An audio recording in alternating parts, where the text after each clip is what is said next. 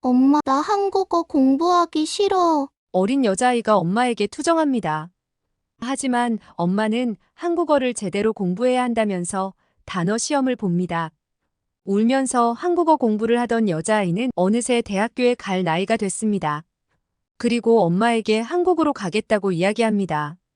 과연 이 여성에게는 어떤 일이 있었던 걸까요? 이 내용은 러시아인 여성의 SNS 사연을 각색 재구성한 것입니다. 구독과 좋아요는 영상 제작에 큰 힘이 됩니다. 감동TV의 오늘의 이야기를 시작해 볼게요. 안녕하세요. 러시아 출신의 타티아나입니다. 지금은 한국에서 통역을 하면서 대학원을 다니고 있습니다.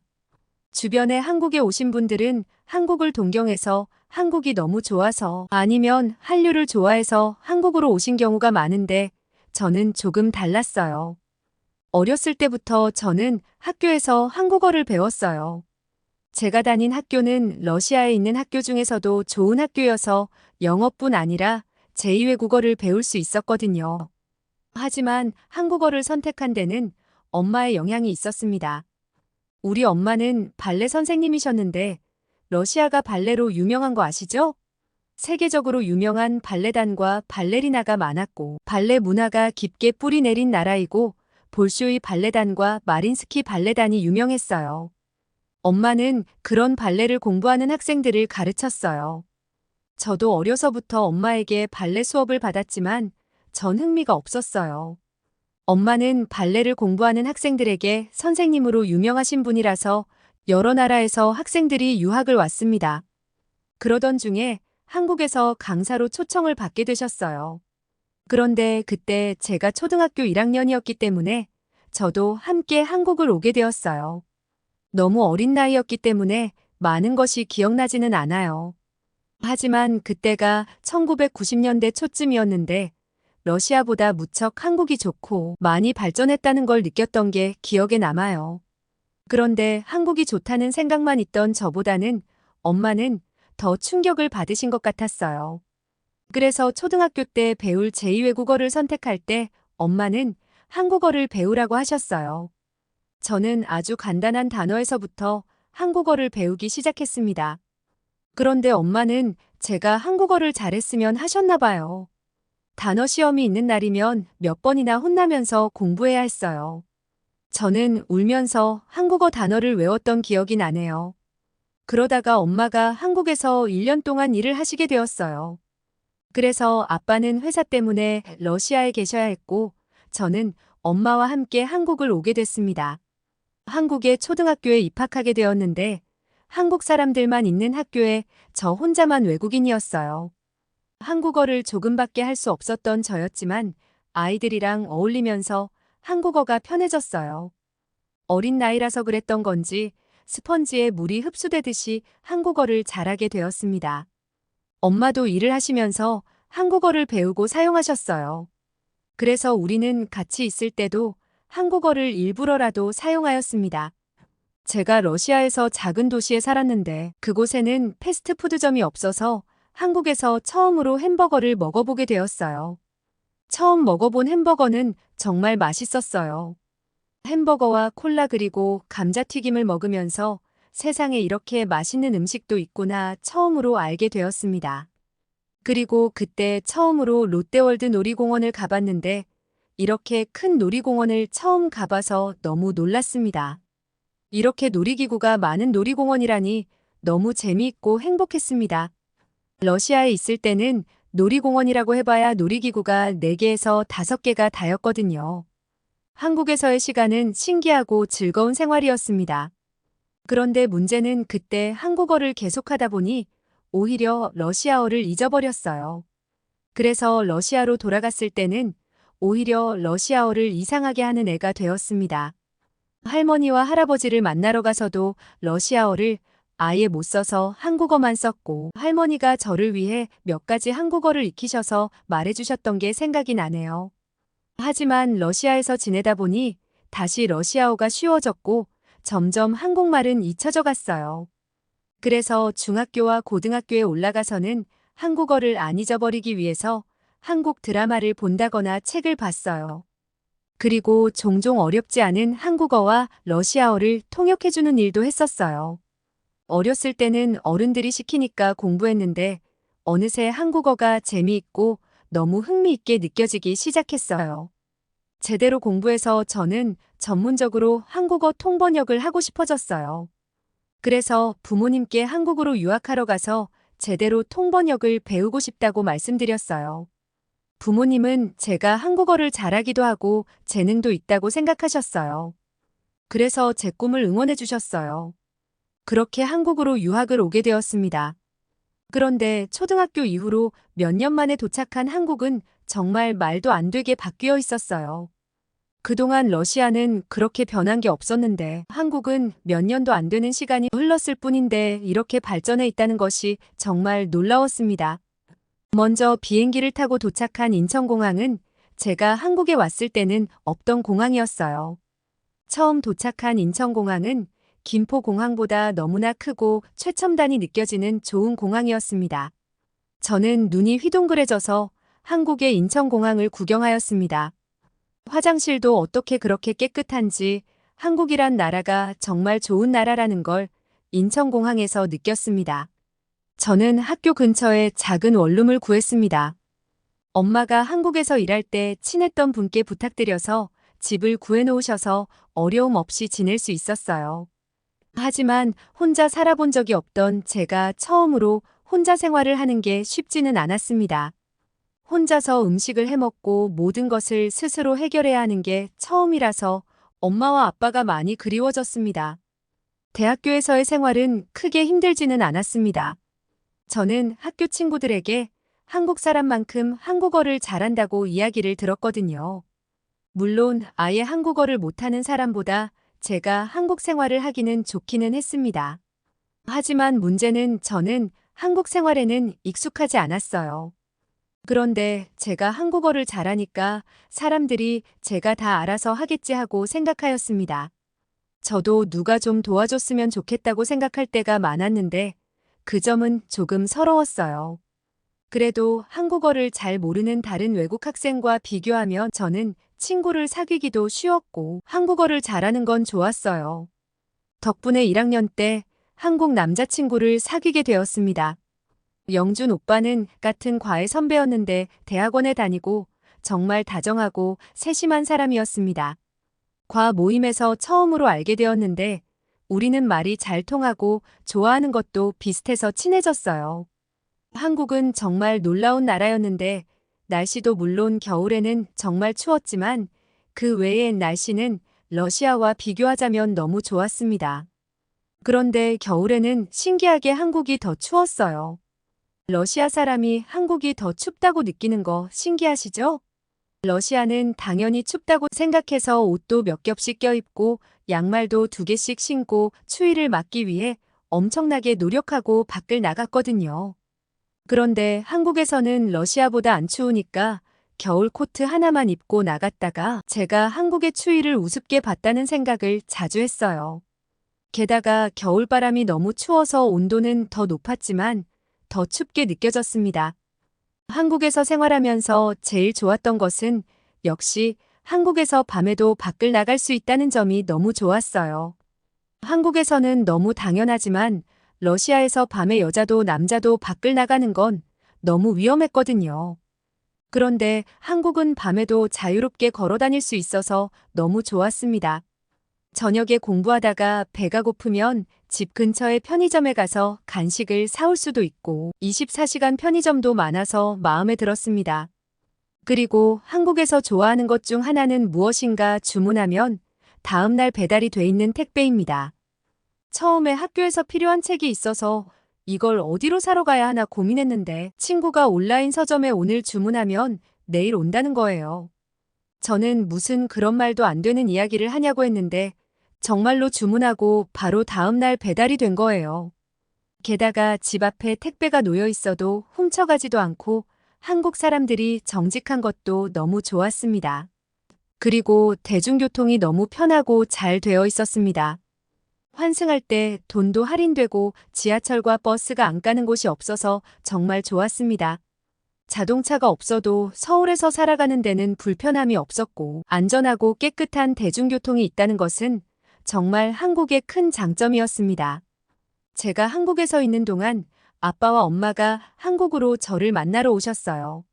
엄마야 한국에서 일도 하셨기 때문에 한국이 익숙했는데 아빠는 처음으로 한국에 오신 거였어요. 한국의 엄청난 높이의 빌딩들이 가득한 모습을 보시더니 아빠는 서울이 이렇게 엄청난 도시일지 몰랐다면서 놀라하셨어요. 우리는 같이 경복궁을 구경하러 갔는데 부모님과 함께 사진을 찍고 싶어서 주변의 한국 분에게 부탁했어요. 예쁘게 사진을 찍어주셨는데 다른 장소가 예쁘다면서 그쪽으로 같이 가서 또 사진을 여러 장 찍어주셨어요. 다른 사람이 사진 찍는데 장소까지 봐주면서 사진을 열심히 찍어주는 한국 사람의 모습에 부모님은 좋은 사람들이라고 말씀하셨어요. 경복궁의 아름다움에 어머니는 이렇게 아름다운 곡선을 가진 건물이 있다니 감탄하시면서 역시 한국이 아름답다고 좋아하셨어요. 아름다운 경복궁을 구경하고 우리는 배가 고파져서 식사하러 갔습니다. 우리가 간 곳은 한정식집이었는데 주문하고 기다리는데 식당 직원이 뭔가를 끌고 왔어요. 거기에는 상에 가득한 음식이 있었는데 테이블 위에 그 상을 올려서 우리 앞으로 밀어줬어요. 정말 엄청나게 많은 음식이 있었고 저도 한정식을 처음 먹는 거라서 그걸 보면서 환호성을 질렀습니다. 반찬도 많고 떡갈비와 솥밥, 튀김도 있고 생선도 있었는데 메뉴가 20가지는 넘는 것 같았습니다. 우리 가족은 즐겁게 하나하나 요리를 맛보면서 음식을 즐겼습니다. 그런데 무슨 음악 소리가 들려서 옆을 보니 로봇이 음식들을 서빙하고 있었어요. 우리의 자리로 요리 한 가지를 가지고 왔는데 로봇은 얼굴이 있어서 표정도 표시가 되었는데 너무 귀엽고 신기했어요. 저는 그 요리를 받아서 테이블 위에 올리자 귀여운 서빙 로봇은 다시 돌아갔습니다.